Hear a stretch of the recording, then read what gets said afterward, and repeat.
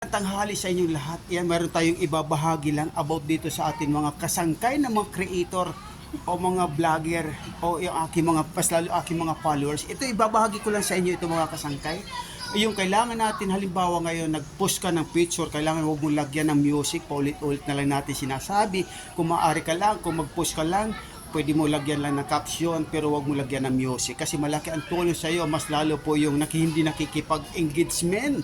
Kailangan pag nakipag-engage ka, hindi lang puro post ka lang na post para ipansinin ka, kailangan rin makipag like ka doon sa mga followers mo para malaman mo kung gaano talaga tumatakbo ang iyong mga content. Kasi kung hindi ka kung hindi ka nagla-like ka lang na hindi mo naman linalike yung mga ka-content mo. So mga kasangkay, wag natin kalimutan na isa kang followers o isang ka-reels kung ano man mga ginagawa mo. Ito, binabahagi ko lang sa inyo mga kasangkay. Ang ganda ng aking background ngayon. Nandito tayo sa likod ng kawayan. So maraming salamat po mga kasangkay. Wag natin kalimutan. Ito, binahagi ko lang sa inyo.